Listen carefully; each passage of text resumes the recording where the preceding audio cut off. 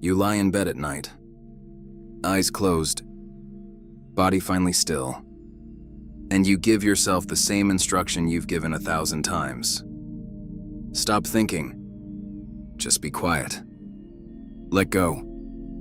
And the moment the instruction appears, the mind explodes with noise. Plans for tomorrow. Fragments of conversations. Random memories you didn't even know were there. You've tried everything. Meditation apps. Breathing techniques. Counting backward from 100. Telling yourself, I am not the thinker. Sometimes it works for 10 seconds.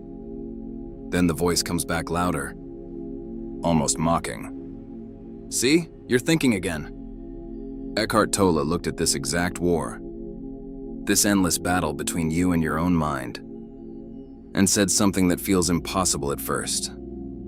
The effort to stop thinking is the loudest thinking of all. Black screen. White letters. You cannot stop the mind. With the mind. Think about what this actually means. Every technique you've ever used, every instruction you've ever given yourself, every moment you decided now I will be present, was another thought. Trying to eliminate thought. The controller is made of the very thing it wants to control. And something in you recognizes this instantly, even if the mind screams that it can't be true. Because if it is true, then everything you've been doing has been feeding the very thing you wanted to end. And when this lands, something that has been exhausting you for years doesn't need to be fought anymore. It simply stops making sense to fight. You've felt this before, haven't you? Those rare moments when thoughts suddenly fell quiet. Not because you finally won the battle, but because you weren't there to fight it. A sunset. A burst of laughter. The first second after waking before memory kicks in, no effort was present in those moments. And peace was total. Most people believe the mind is too loud, because it has too many thoughts. That seems logical. Thoughts create noise. Remove thoughts, silence appears. So you try to remove them. Push them away. Watch them. Replace them with better ones. Witness them without judgment. All reasonable strategies. All built on the same assumption. There is a separate you who can manage, control, or transcend thinking. And that assumption feels so obvious. It rarely occurs to us to question it. We don't even see it as an assumption. It feels like a fact of nature. There's me. There are my thoughts. I need to do something about them. You've lived inside this belief for decades. Every meditation cushion you've ever sat on was purchased to reinforce it. Every retreat you attended operated within its walls, and the evidence seems overwhelming. When you concentrate hard enough, thoughts slow down for a while. When you practice long enough, there are gaps. So the strategy must be working, right? Except the gaps never last. And the person waiting for the next gap is always there, watching, judging, trying. Be honest with yourself for a moment. After all the years of practice, all the techniques, all the moments of almost there, is the mind any quieter? When you're tired, stressed, or simply trying to fall asleep? Or is it exactly the same mind you've always had, just dressed in spiritual clothing now? You know the answer. Picture the last time you sat to meditate. You set the timer. You straightened your back. You closed your eyes.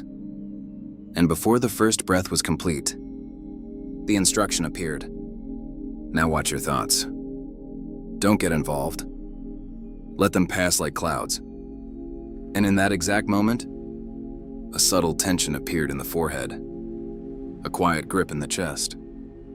The watcher showed up, the one who was going to do it right this time.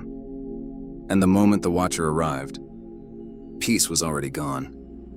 Because watching thoughts is another thought. Trying not to get involved is the deepest involvement. You felt it, didn't you? That almost invisible effort that looks like meditation, but is actually the mind defending its territory. Now zoom out. 10 years ago, you were doing the exact same thing. Different technique, maybe. Different teacher. Same watcher. 5 years ago, another method. Same quiet desperation to get it right. Last week, another app. Same subtle tension behind the eyes. The cushions changed. The labels changed.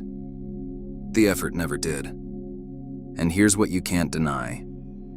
The quietest your mind has ever been had nothing to do with watching, or letting go, or being present. It happened when you forgot there was a mind to quiet. This is where Eckhart Tolle steps in. Not with another technique, but with a question so simple, it stops the entire game. Who is trying to quiet the mind? Not what are you trying to achieve? Not why are you failing? Who is the one doing the trying? Look right now. Not tomorrow on the cushion. Not after the next retreat. Right now, as these words are heard, turn attention to the one who wants silence. The one who has been fighting this war for years. The one who clicked on this video, hoping for a better way. Where is that one? You'll find thoughts about being that one.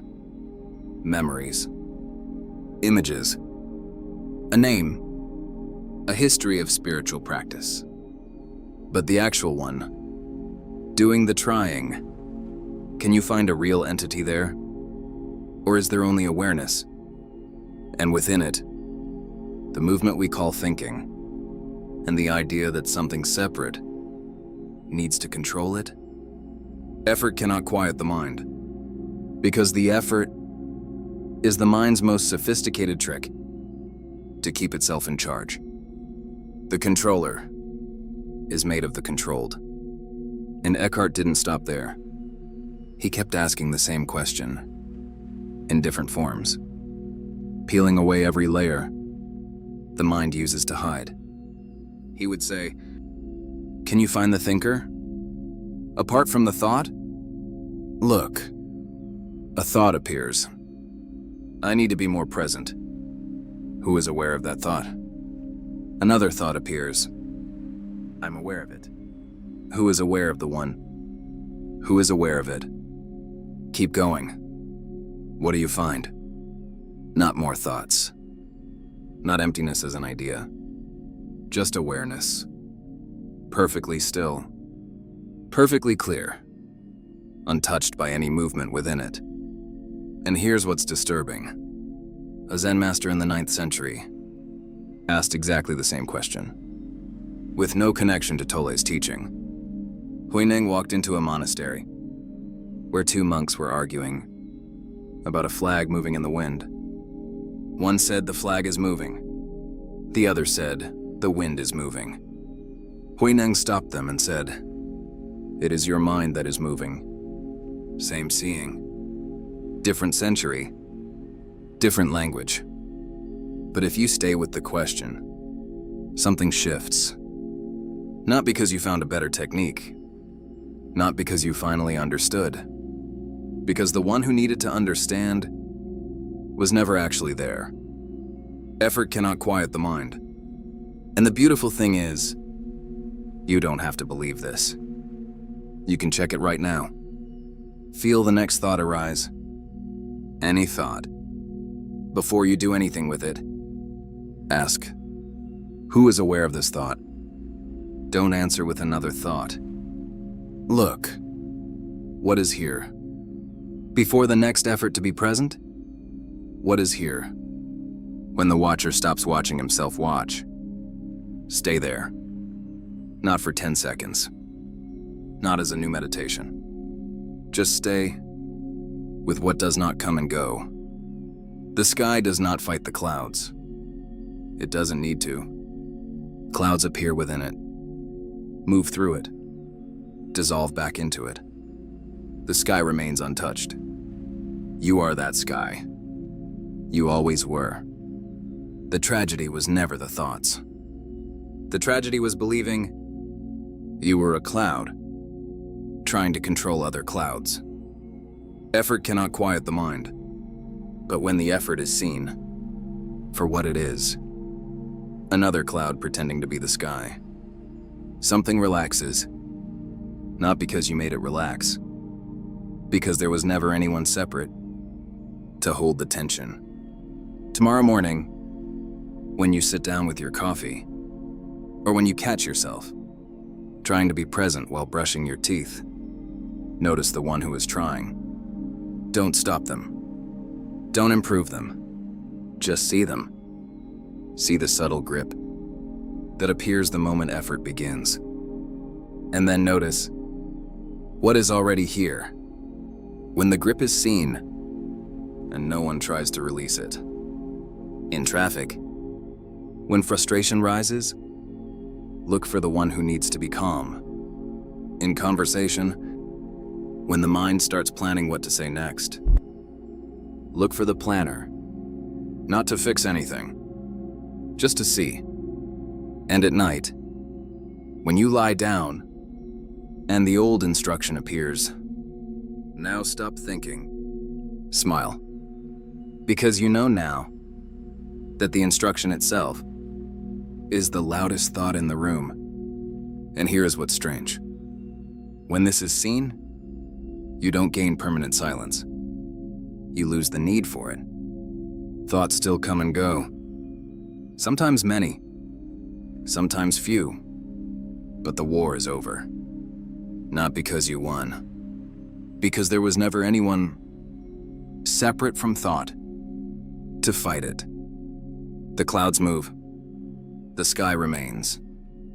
Effort cannot quiet the mind. But in the moment, the effort is recognized as just another movement in awareness. Something falls away that was never actually holding anything. And what remains is what was always here, before you ever tried to become quiet. It was never missing.